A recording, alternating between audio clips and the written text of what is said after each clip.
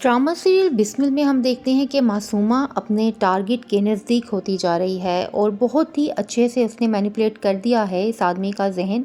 जिसे वो सर बुलाती है, मगर ख्यालों ही ख्यालों में उसके साथ अपने आप को सेट कर चुकी है फ्यूचर वाइफ के तौर पर।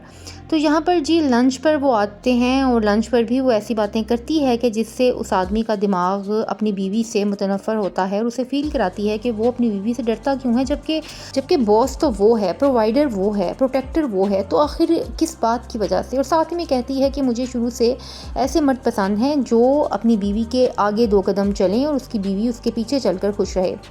यहाँ पर काफ़ी असर हो रहा है उसके फैलाए हुए जहर का। तो जब उसके सर जो हैं वो अपने बेटे के साथ वॉक पर जाते हैं तो वहाँ पर भी वो कुछ ऐसी ही बातें करते हैं कि तुम अपनी बीवी पर रोब जमा कर रखना और बॉसी एटीट्यूड के साथ रहना, जिस पर वो हैरान हो जाता है क्योंकि वो खुद ऐसा नहीं था। यहाँ पर खाने की टेबल पर भी अजीब अंदाज में बात करता है वो और हैरान हो जाती है ये उसकी बीवी, और वो कहती है कि आपने तो कभी ऐसे बात नहीं की, आपको हो क्या गया है। तो यहाँ से भी लड़ता हुआ चला जाता है और कहता है कि तुम्हें तो मेरी हर बात पर एतराज़ है, तुमने तो मेरी हर बात में से कीड़े निकालने होते हैं। और अजीब सी शर्त रख देता है कि जिस लड़की को पसंद करता है आफ्ताब, वो अपने घर वालों से कहे और फ़ोन कॉल पर ही हम रिश्ता तय कर लेंगे, हम अमेरिका नहीं जाएंगे।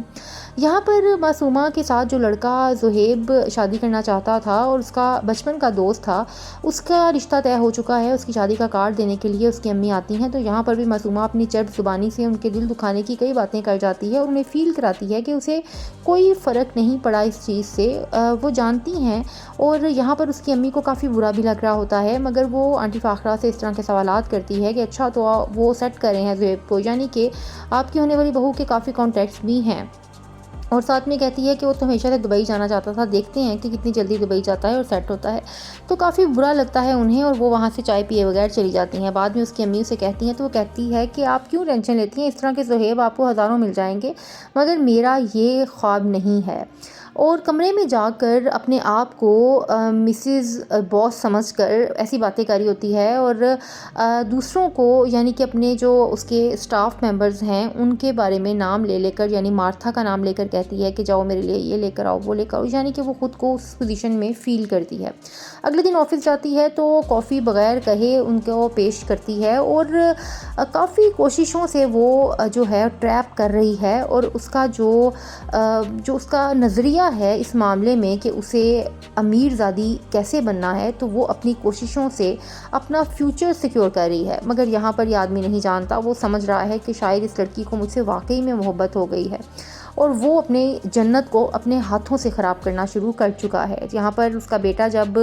इस लड़की से बात करने के लिए जाता है और उसे कहता है कि मेरे बाबा चाहते हैं कि वीडियो कॉल पे मंगनी हो जाए, तो वो लड़की हत्थे से उखड़ जाती है। वो कहती है कि तुम कैसी बेवकूफ़ों वाली बात कर रहे हो कि मैं उनकी इकलौती बेटी हूँ और बिजनेसमैन उनसे बड़ा कौन होगा, तुम्हारे घर वाले कौन सा अफोर्ड नहीं कर सकते कि अमेरिका जाकर मेरा पूरी प्रोटोकॉल के साथ रिश्ता मांगें। मगर यहाँ पर वो लड़का कहता है इसमें इतने हाइपर होने की ज़रूरत नहीं है, ये एक कंडीशन उन्होंने रखी है, तो मैं चाहता हूँ कि तुम इस पर सोचो। मगर वो वहाँ से नाराज़ होकर चली जाती है। अब यहाँ पर दोबारा जब खाने की टेबल पर बैठते हैं तो फजूल में एटीट्यूड दिखा रहा है अपनी बीवी को, हालांकि पहले सब अच्छा चल रहा था, मगर अब उसे उसमें कीड़े नज़र आने लग गए हैं और उसे लग रहा है कि ये बदल गई है और उसकी कदर नहीं करती जो इसको करनी चाहिए थी। हालांकि इनकी लव मैरिज है। यहाँ पर जब उनका बेटा आता है तो वो बताता है आकर और कहता है कि